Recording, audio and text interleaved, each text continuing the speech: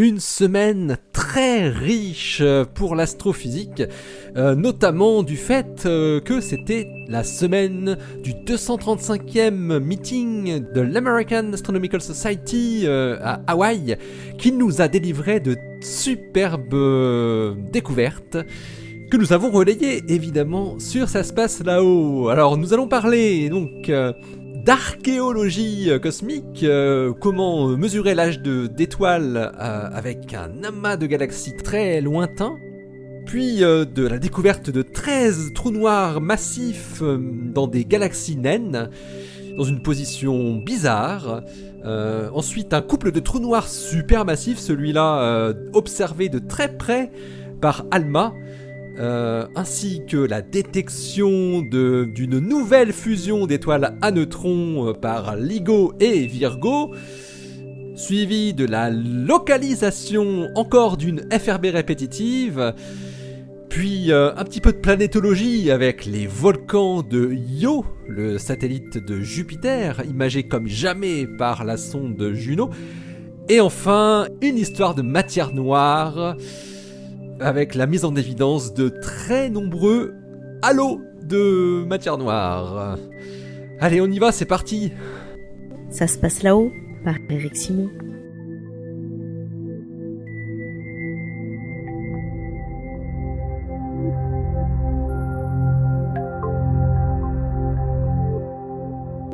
L'observation d'un amas de galaxies situé 3,3 milliards d'années après le Big Bang a permis à une équipe d'astrophysiciens de mesurer avec précision l'âge des étoiles qui les constituent.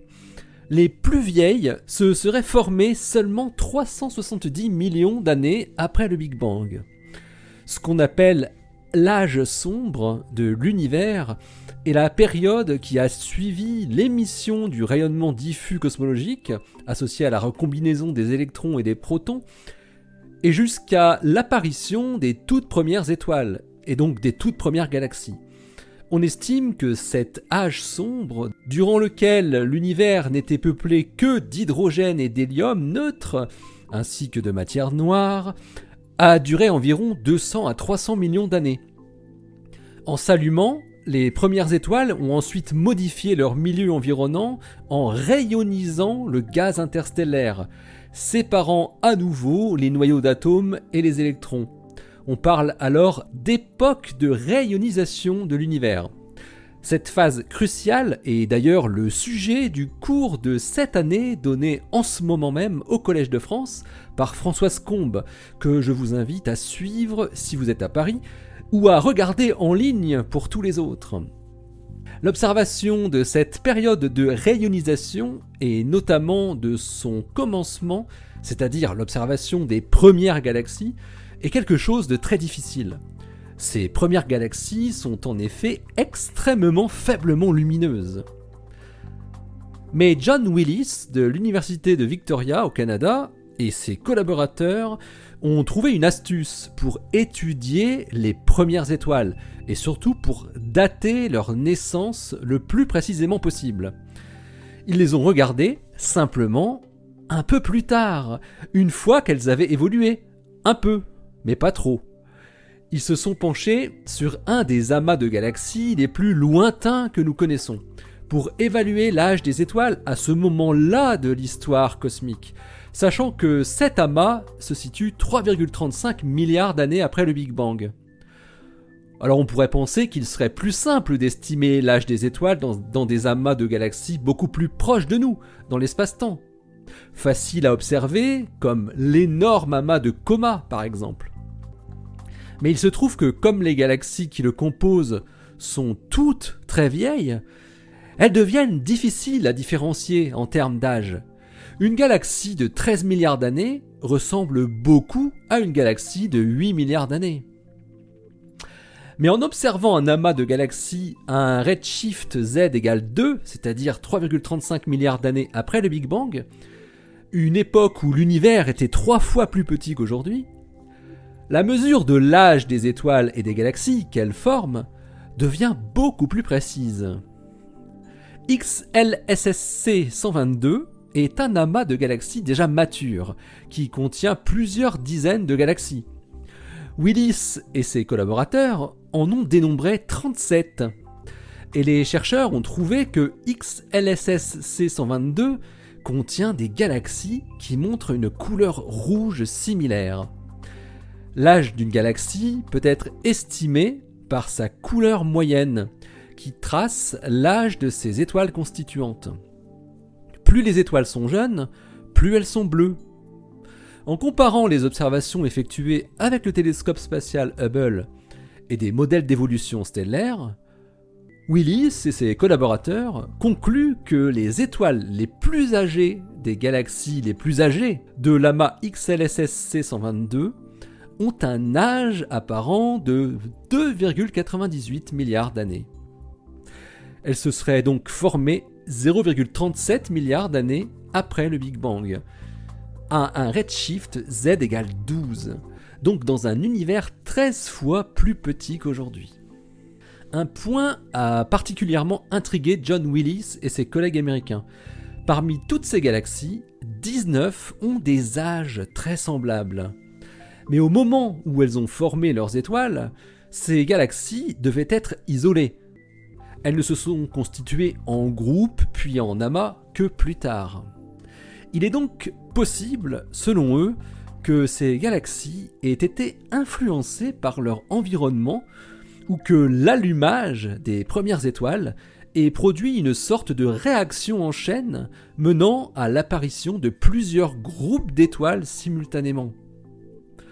Les autres galaxies affichent en revanche des dates de formation assez variées, allant jusqu'à un redshift 7, c'est-à-dire 0,77 milliards d'années après le Big Bang. XLSS C122 apparaît donc comme un amas de galaxies déjà remarquablement matures, possédant des populations stellaires évoluées dans ces galaxies, ainsi qu'un milieu intergalactique, ou intra-amas, composé d'un gaz riche en métaux, produit par les premières générations d'étoiles massives qui n'ont pas survécu jusque-là et ont déjà explosé depuis longtemps. John Willis et ses collaborateurs estiment en tout cas que l'amas en tant que tel s'est bien assemblé après la formation des galaxies qui le composent, grâce à la mesure de la température de son gaz via les rayons X observés et de sa taille. Il aurait moins d'1 milliard d'années, c'est-à-dire qu'il aurait commencé à se constituer à partir de 2,5 milliards d'années après le Big Bang, soit un redshift de 2,8. Ça tombe bien parce que les modèles actuels indiquent qu'il est très peu probable que les amas de galaxies se forment au-delà d'un redshift de 3. Pour connaître la relation entre redshift et âge cosmique, je vous renvoie vers le blog où vous verrez des graphes que j'ai fabriqués avec mes petites mains. Donc le www.saspacelao.fr. Alors les chercheurs se sont ensuite amusés à prévoir ce à quoi pourrait ressembler XLSS C122, une fois évolué dans l'univers actuel. Les simulations de l'accrétion de halos massifs appliquées sur XLSS C122 indiquent qu'il va continuer à grossir en attrapant toujours plus de galaxies et en les faisant grossir. Elle donne un amas ultra massif très ressemblant à l'amas de Coma, avec 1 million de milliards de masses solaires, équivalent à 1000 galaxies. Et inversement, John Willis et ses collaborateurs cherchent à quoi pouvait ressembler leur amas plus tôt dans l'histoire cosmique. Ils ont fait donc tourner leur simulation en arrière et obtiennent une image d'une structure de galaxie très ressemblante à un proto-amas de galaxies qui a été découvert en 2018, qui s'appelait SPT 2349-56, à un redshift de 4,3, c'est-à-dire 1,4 milliard d'années après le Big Bang. Les astrophysiciens estiment que SPT 2349-56, XLSS C122 et Coma sont des structures très similaires, qui sont observées simplement à différentes époques cosmiques. Les plus grandes structures de l'univers liées gravitationnellement, les amas de galaxies, commencent à nous révéler une vue cohérente de leur formation et de leur évolution.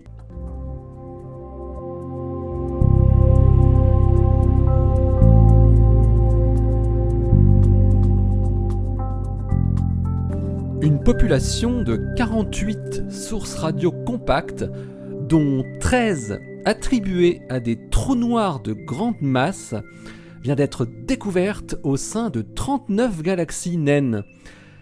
Ces trous noirs de masse intermédiaire ont une particularité. Pour la majorité d'entre eux, ils ne se trouvent pas au centre de leur galaxie.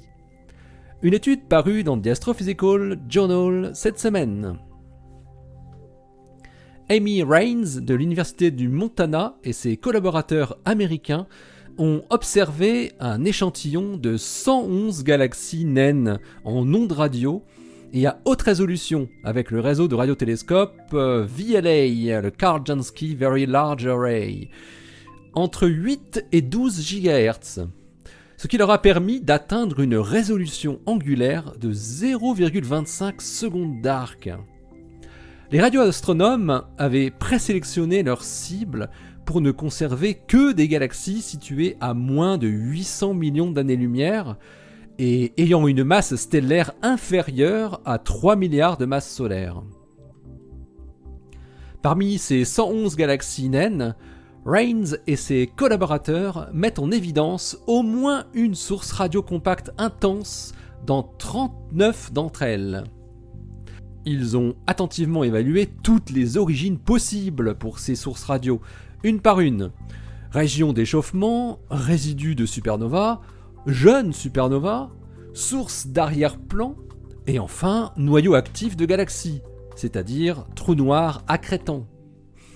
Après analyse, 13 de ces sources radio compactes apparaissent avoir pour origine un trou noir massif, et ce malgré le fait qu'une seule de ces sources avait été reconnue auparavant avec une signature de noyau actif. Et Amy Raines et ses collaborateurs, qui présentent leurs résultats dans la première conférence de presse spéciale de la 235e conférence de l'American Astronomical Society ce 5 janvier à Hawaï, ont en plus identifié un noyau actif double, c'est-à-dire un couple de trous noirs massifs, dans une galaxie naine un peu plus grosse que les autres. À l'exception d'une galaxie, la numéro 26 de leur échantillon, dénommée RGG9, les noyaux actifs trouvés sont invisibles en infrarouge ou en longueur d'onde du visible. La masse des trous noirs à l'origine des sources radio compactes détectées ne peut pas être déterminée par Raines et ses collaborateurs à partir des données radio du VLA.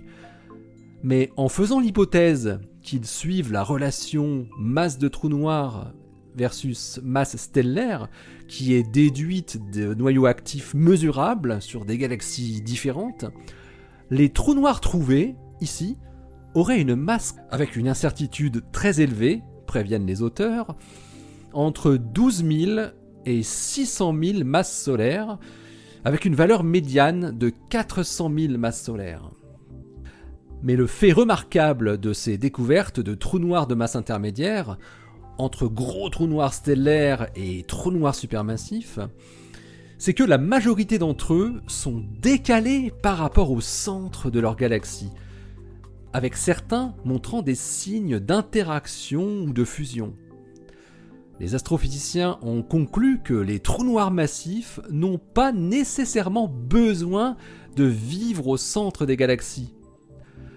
Cela confirme par ailleurs des prédictions issues de simulations produites l'année dernière qui montraient que presque la moitié des trous noirs massifs dans les galaxies naines devaient errer, entre guillemets, dans les régions externes de leur galaxie hôte.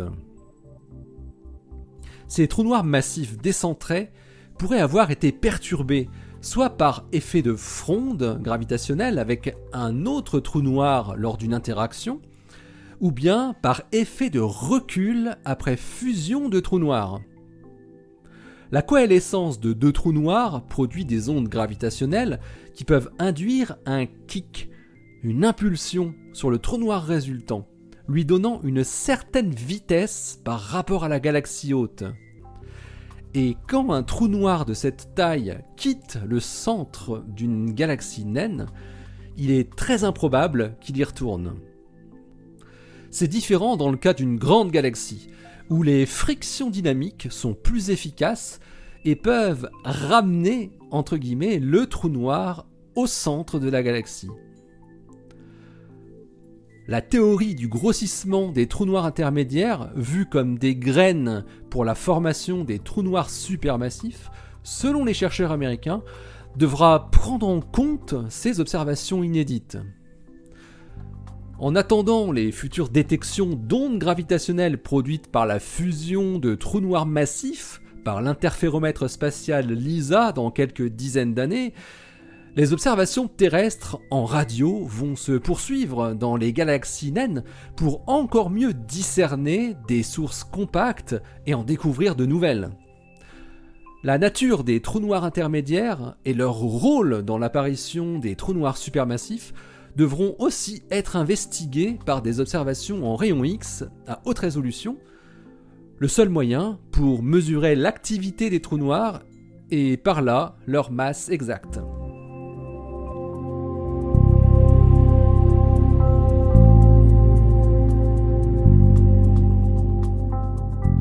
Une équipe d'astrophysiciens chiliens, états-uniens et européens a obtenu l'image la plus détaillée à ce jour des enveloppes de gaz qui entourent un couple de trous noirs supermassifs dans une galaxie résultant d'une fusion. C'est à nouveau le réseau de radiotélescopes ALMA qui a offert cette superbe observation. Une étude bientôt publiée dans The Astrophysical Journal et présentée en avant-première hier au meeting de l'American Astronomical Society à Honolulu. La galaxie NGC 6240 est en fait le résultat de la fusion récente de deux galaxies plus petites. Elle se situe à une distance de 400 millions d'années-lumière. Elle est assez bien connue et surtout pour sa structure complexe, pour ne pas dire chaotique. La collision est encore en cours et les deux trous noirs supermassifs se sont déjà fortement rapprochés l'un de l'autre et finiront très probablement par fusionner à leur tour dans le futur lointain. Ils sont repérés sur les images par leur position, le trou noir nord et le trou noir sud. Pour étudier en détail ce qui se passe autour de ces deux trous noirs, les astrophysiciens doivent étudier le gaz. Mais les images obtenues précédemment n'avaient pas la résolution suffisante. ALMA change la donne en offrant aux chercheurs une résolution améliorée d'un facteur 10, ce qui leur permet de voir pour la première fois la structure du gaz froid dans la galaxie, et ce, jusque dans la sphère d'influence gravitationnelle des deux trous noirs. Ezequiel Trester, de la Pontificia Universidad Católica de Santiago de Chili, et ses collaborateurs montrent dans leur étude que la plus grande partie du gaz ne se trouve pas autour des deux trous noirs, mais entre eux. Des études antérieures, moins précises, avaient conclu à la présence d'un disque de gaz en rotation, mais un tel disque n'est pas observé ici. À l'inverse, les chercheurs expliquent qu'il existe des filaments de gaz qui s'écoulent de façon chaotique entre les deux trous noirs supermassifs. Par ailleurs, ils notent qu'une partie du gaz semble être éjectée vers l'extérieur à une vitesse de 500 km/s, sans pouvoir l'expliquer pour le moment. Un autre point notable qui est observé également est que le gaz se trouve plus près des deux trous noirs que ce qu'attendaient les chercheurs. Il devrait donc tomber dedans assez rapidement s'il n'est pas éjecté. Les nouvelles images en ondes submillimétriques du gaz entourant les deux trous noirs supermassifs de NGC 6240, avec leur précision accrue allant jusqu'à leur sphère d'influence, donnent à Trester et ses collaborateurs l'opportunité de mieux estimer la masse des monstres. Et le résultat est qu'il serait bien moins massif que ce qui avait été estimé dans le passé sur la base de mouvements d'étoiles. Quelques centaines de millions de masses solaires, contre environ 1 milliard auparavant. Cette nouvelle estimation plus précise est importante, car elle indique que la masse des trous noirs supermassifs, estimée à partir des mouvements d'étoiles, pourrait donc être surestimée de 5 à 90% selon les cas d'après les astrophysiciens. Et à peu près au même moment, une équipe européenne menée par l'allemand Wolfram Kolachny de l'université de Göttingen observaient eux aussi NGC 6240, mais dans le domaine visible, en faisant de la spectroscopie à haute résolution avec l'instrument MUSE du VLT, le Very Large Telescope. Leur étude, actuellement sous presse dans Astronomy and Astrophysics, mais dont la version préprint a été lue par l'équipe de Traister, qui la cite, conclut à la présence de non pas 2 trous noirs supermassifs au cœur de la galaxie, mais 3, un cas très rare dans l'univers local.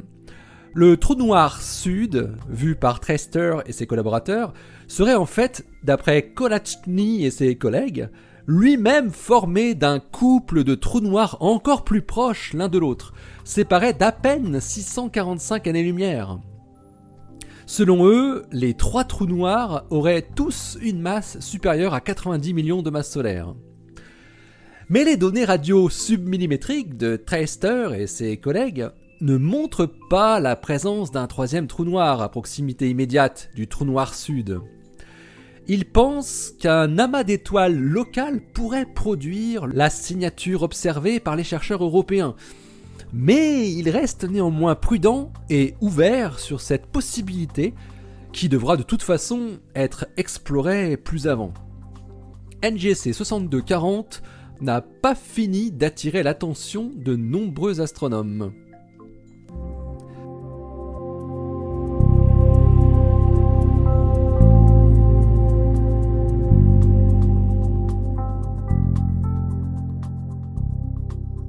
L'événement gravitationnel GW 190425 vient d'être publié par la collaboration LIGO-Virgo.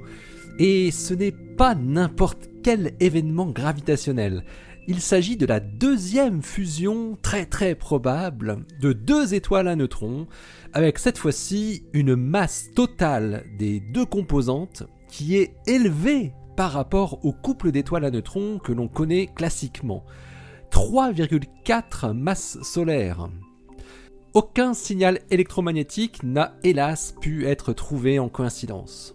L'étude approfondie de l'événement GW 190425, qui a été détecté par LIGO et Virgo le 25 avril 2019, est publiée aujourd'hui et présentée ce même jour lors du 235e meeting de l'American Astronomical Society à Hawaï.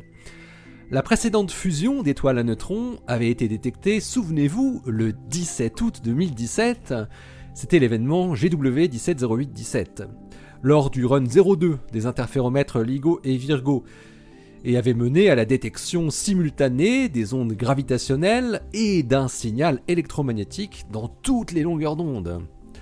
Cette fois-ci, ce n'est hélas pas le cas. Le train d'ondes gravitationnel de GW 190425 vient de 4 fois plus loin que son illustre prédécesseur, 520 millions d'années-lumière, et il a été mal détecté par l'interféromètre européen Virgo, un signal trop bruité, et pas du tout par LIGO Hanford qui était à l'arrêt. Seul LIGO Livingstone l'a bien détecté. La conséquence est une mauvaise localisation dans le ciel, laissant une très grande zone pour l'origine de ce signal et annihilant toute chance de détecter un signal radio ou gamma simultané. Le run 03 de LIGO et Virgo a débuté le 1er avril 2019 et doit se poursuivre jusqu'au 30 avril 2020. Il a été juste arrêté durant le mois d'octobre pour apporter quelques améliorations sur LIGO Hanford et sur Virgo, qui a vu sa puissance laser augmenter de 50%. Durant les 8 mois actifs de 2019, les 3 interféromètres laser ont détecté en tout 42 événements candidats d'ondes gravitationnelles, ce qui porte le nombre total depuis la toute première détection à 53 déjà. Mais de nombreux événements sont toujours en cours d'analyse et sont officiellement au stade de candidats.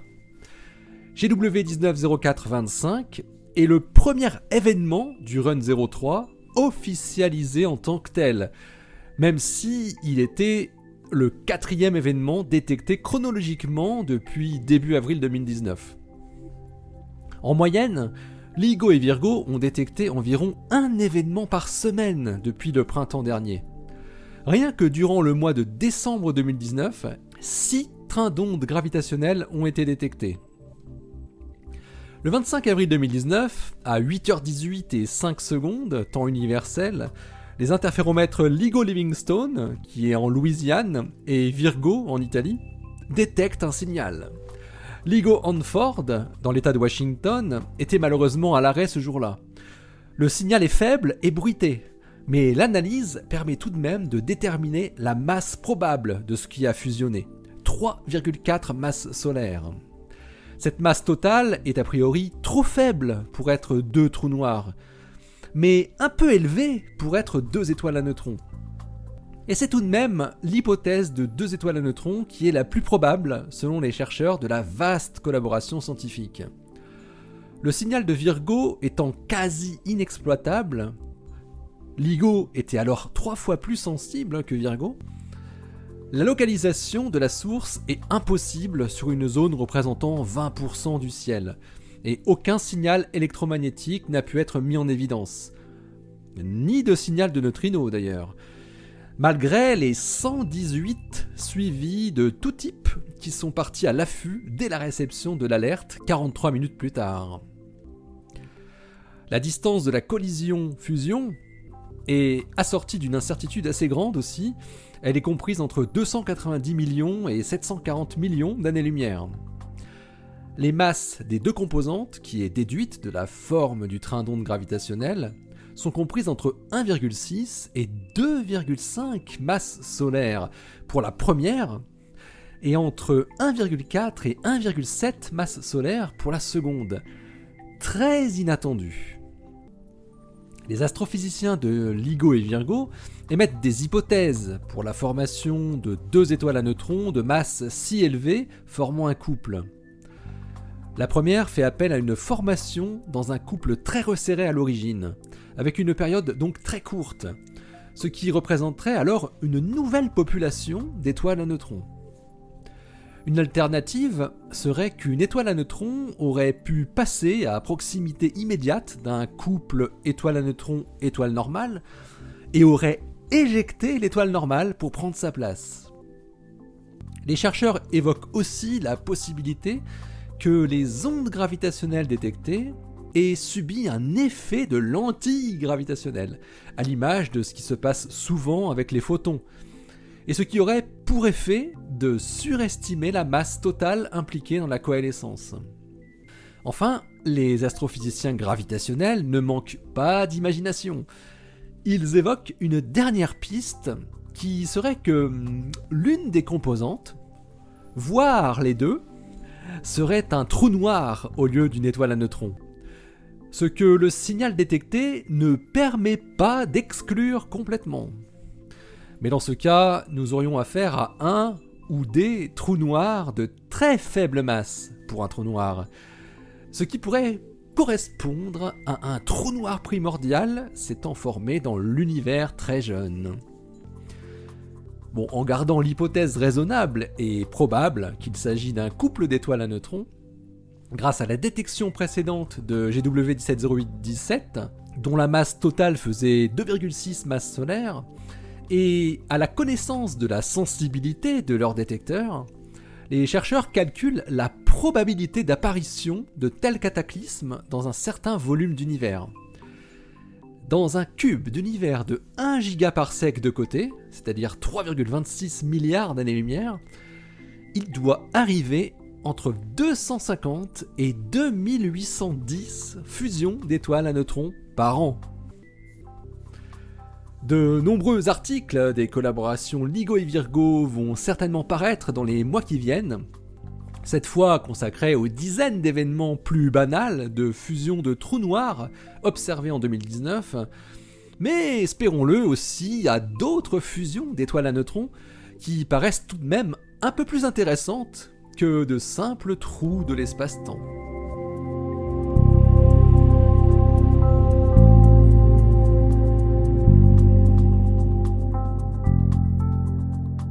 le mystère des FRB, les Fast Radio Bursts, s'épaissit encore un peu. Nous parlions la semaine dernière de la découverte d'une nouvelle FRB répétitive montrant des signaux très faibles. Eh bien aujourd'hui, c'est une autre FRB, à la fois répétitive et localisée précisément, qui vient d'être mise en évidence. FRB 180916 se situe dans une région d'une galaxie spirale qui semble tout à fait normale et calme.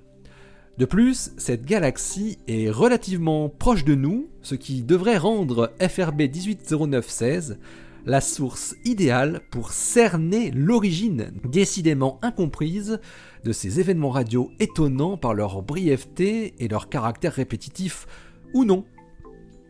L'étude est parue dans Nature. Il existe aujourd'hui 4 types de FRB. Celles qui ne sont apparues qu'une seule fois et qui n'ont pas pu être localisées, c'est-à-dire la majorité d'entre elles. Celles qui n'ont montré qu'un seul sursaut, mais qui ont quand même pu être localisées, 3 d'entre elles. Celles qui étaient répétitives, mais n'ont pas pu être encore localisées, 10 d'entre elles. Et enfin, celles qui étaient répétitives et ont pu être localisées, 2 spécimens, dont cette FRB 180916. La précédente étant la toute première répétitive et fameuse FRB 121102. FRB 180916 a donc été détectée initialement par la collaboration canadienne Chime FRB le 16 septembre 2018, et elle fait partie de leur catalogue grandissant de FRB répétitives.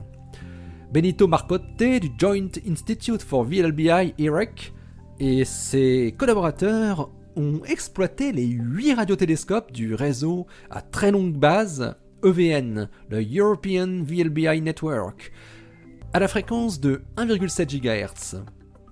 En le pointant vers la direction de cette FRB, le 19 juin 2019, ils ont détecté simultanément dans les 8 radiotélescopes 4 répétitions du sursaut radio transitoire en l'espace de 5 heures. Chaque sursaut n'a duré que moins de 2 millisecondes.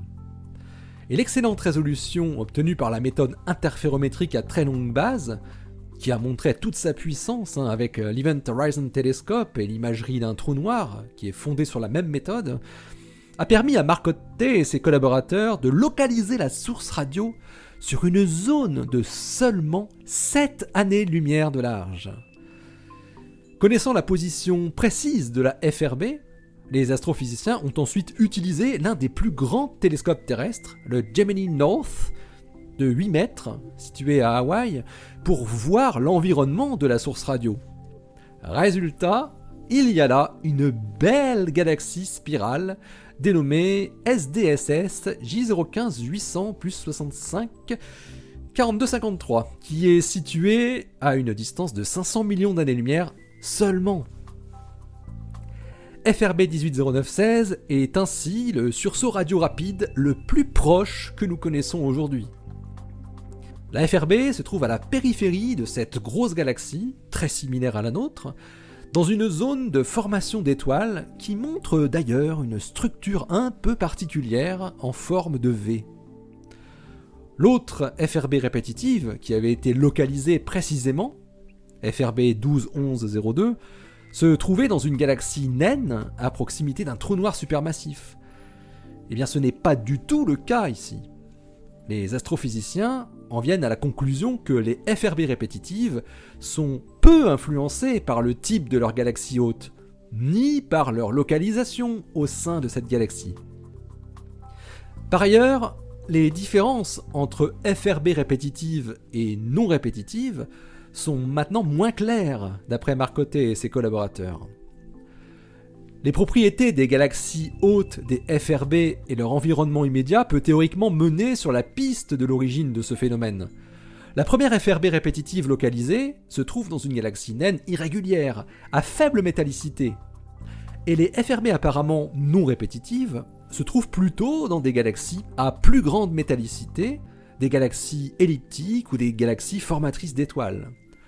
On pouvait donc penser que la répétabilité était liée à ces différences, et qu'il s'agissait de deux populations distinctes aux origines différentes. Mais FRB 1809-16 démonte complètement ce schéma. Avec la caractérisation de cette nouvelle source, les arguments liant l'origine des FRB répétitives à des pulsars jeunes ou des magnétars engoncés dans un disque d'accrétion de trous noirs supermassifs s'en trouvent très affaiblis. Les chercheurs concluent également que les FRB peuvent délivrer une quantité d'énergie extrêmement variée d'un spécimen à l'autre. Les 4 sursauts radio répétés de FRB 1809-16 étaient environ 10 fois moins intenses que le plus faible sursaut de FRB 1211-02, qui était beaucoup plus éloigné. Et même jusqu'à 10 000 à 1 million de fois moins énergétiques que les FRB 1809-24, dont nous avons parlé la semaine dernière, et FRB 1905-23. Grâce à sa proximité, la galaxie hôte de FRB 1809-16 va devenir une cible de choix pour tenter de trouver un signal continu, quelconque, en provenance de la zone de formation stellaire qui abrite le point source de ces sursauts radio. En attendant la localisation des 10 autres sources répétitives qui sont encore dans les tiroirs.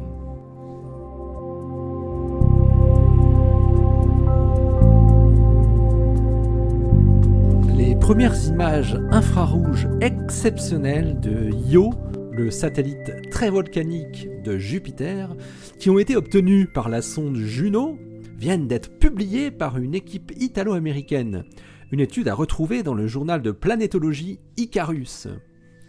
Alex Murat, de l'Institut national d'astrophysique italien, et ses collaborateurs américains et italiens ont traité les données de l'instrument JIRAM, le Jovian Infrared Auroral Mapper, de la sonde Juno, lors de plusieurs orbites qui l'ont mené à proximité du satellite jovien Io. JIRAM est à la fois un imageur et un spectromètre.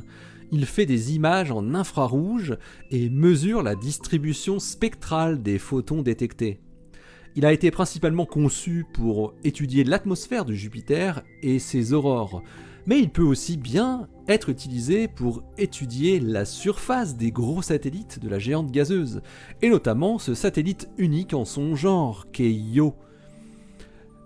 Io est unique car il possède une surface rocheuse constellée de volcans en activité. Des images en infrarouge permettent ainsi de voir très nettement les sources de chaleur que sont ces volcans et même de suivre leur activité au cours du temps. C'est ce qu'a permis de faire Juno en faisant plusieurs passages à proximité du satellite. Les observations décrites par les planétologues ont été utilisées pour caractériser non seulement la position, la morphologie et la température des sources thermiques volcaniques, mais aussi pour identifier la nature des matériaux et de gaz comme le dioxyde de soufre, le SO2. Alex Murat et ses collaborateurs obtiennent des images impressionnantes où l'on voit les nombreux volcans de Io qui ont une activité différente selon les périodes à 2 mois d'intervalle. Ils détectent même de nouveaux volcans jusqu'alors non répertoriés, dont un situé très près du pôle sud de Io. L'intensité variable de certains points chauds est attribuée par les chercheurs à de nouvelles coulées de lave ou des arrêts de coulées. Il faut dire que les observations des satellites galiléens deviennent de plus en plus favorables pour Juno, car son orbite devient idoine, et surtout parce que les autres objectifs prioritaires de la sonde ont été remplis pour la plupart.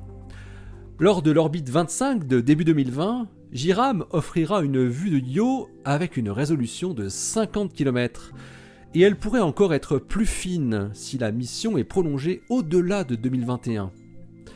Io sera survolée dans 50% des prochaines orbites de Juno, soit tous les 4 mois, de quoi observer des évolutions dans le temps et principalement au niveau des pôles du satellite, qui sont difficilement observables depuis la Terre. Les résultats publiés par Murat et ses collaborateurs ne sont ainsi que des résultats préliminaires, qui vont s'enrichir dans les mois qui viennent. Mais dans ces premières images et spectres, les chercheurs trouvent des étendues de SO2 ainsi que des mélanges H2O SO2 et H2S SO2. Ils observent également des raies d'absorption non identifiées à ce jour, comme une raie bizarre à 2,65 micromètres. Les images spectrométriques infrarouges de la surface de Io donnent une idée de la température des points chauds associés au volcan. Elle s'élève à plusieurs centaines de Kelvin, et dans certains cas dépasse 1000 Kelvin.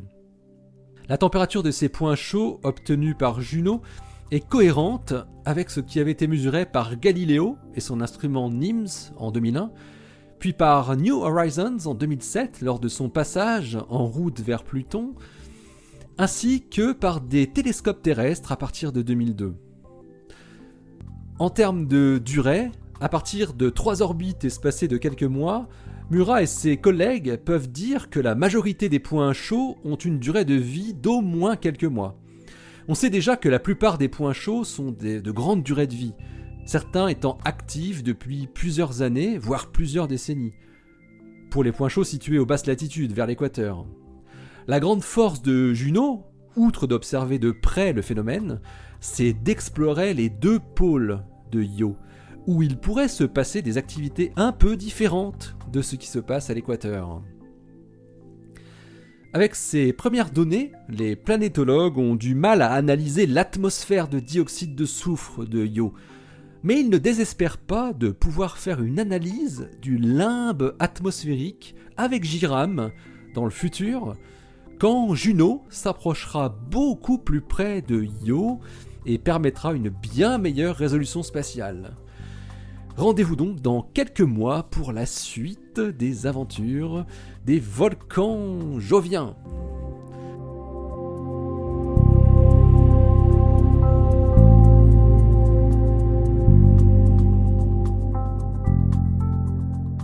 Le modèle de matière noire froide reprend du poil de la bête. Une équipe de chercheurs vient en effet de publier et présenter un travail remarquable lors du 235e meeting de l'American Astronomical Society.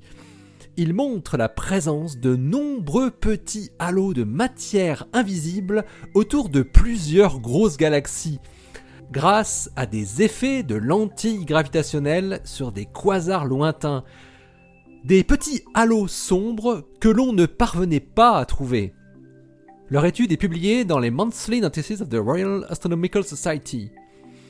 D'après le modèle de la matière noire froide, Cold Dark Matter ou CDM, les particules qui la constituent sont non relativistes à cause de leur masse importante.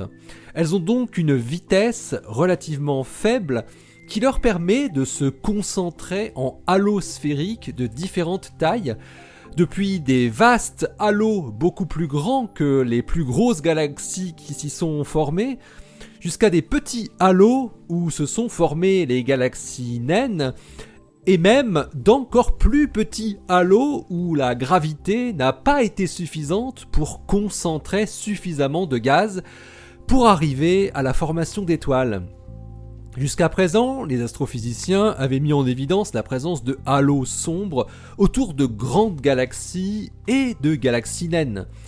Mais aujourd'hui, l'équipe américaine de Daniel Gilman de l'Université de Californie vient de trouver de nombreux halos de très petite taille, si petits qu'ils ne peuvent pas abriter d'étoiles et sont donc complètement invisibles. La méthode utilisée par les astrophysiciens pour déceler la présence de ces halos utilise bien sûr la gravitation, et plus précisément l'effet relativiste de la distorsion de l'espace-temps par la présence d'une masse.